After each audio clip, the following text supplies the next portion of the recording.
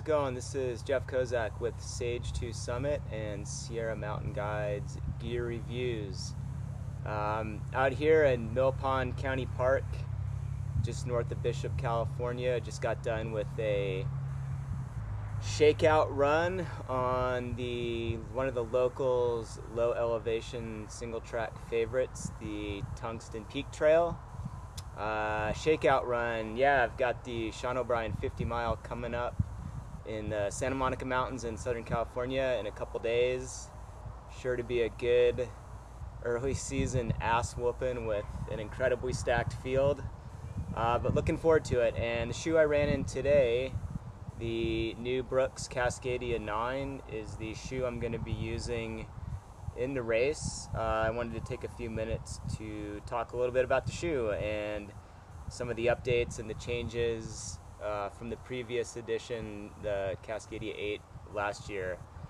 For those of you that have been in the Cascadia the past few versions, I at least am happy to say that the 8 is a lot more like the 7 was. The 8 was quite a bit different, I felt.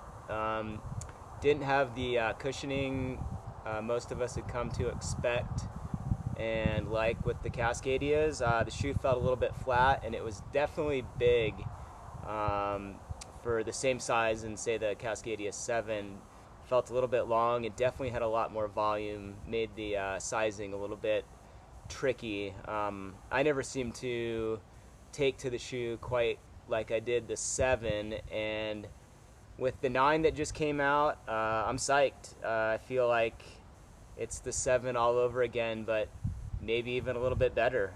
Really looking forward to putting a lot of miles in on this shoe. For starters, the outsole is the same really aggressively lugged and grippy tread pattern that we've come to expect with the Cascadias. No change there, no surprise there. Super bomber. The trail I just ran today, the Tungsten Peak Trail, is a very steep trail. Climbs 1,100 feet in right about a mile, and some of it's pretty technical, and you definitely feel really confident with this shoe on. Let's see, the pivot post systems in the forefoot and the rear foot are the same. They kind of act as like a vehicle suspension system is the way they describe it. Basically helping to stabilize you on uneven terrain by pushing you. If you're rolling this way, they'll tend to push you back towards the center. So that's the same as in previous editions.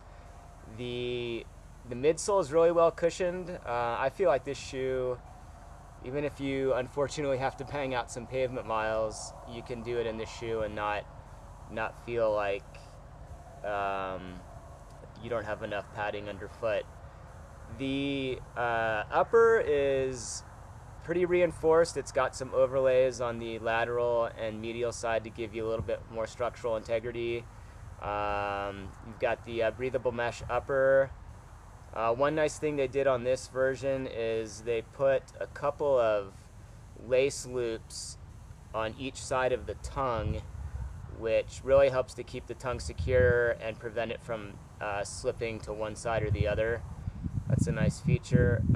It's got a reinforced toe guard. I think this is a little bit more reinforced than we've seen on previous models, so that's a nice feature.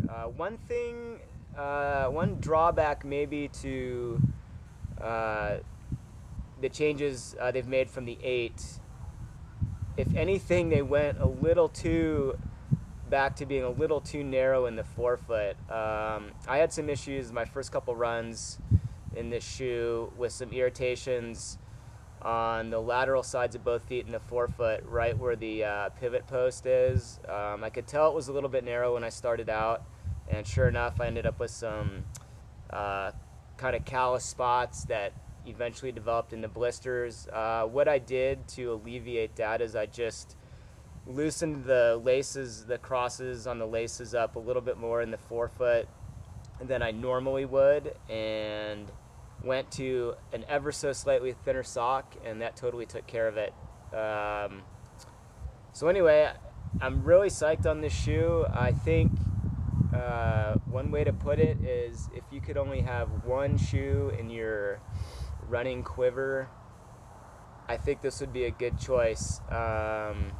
It feels equally at home on groomed fire roads, groomed dirt roads, groomed single track, super technical, steep single track.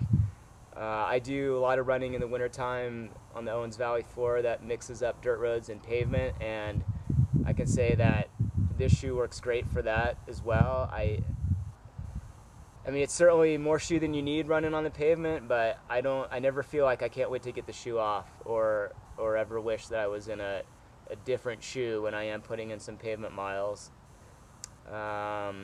Great fast packing shoe. I've done most of the fast packing I've done in the Sierra, I've done in the various versions of the Cascadia, and looking forward to getting out for some multi-day running and hiking adventures in this shoe. I think it's really good for that.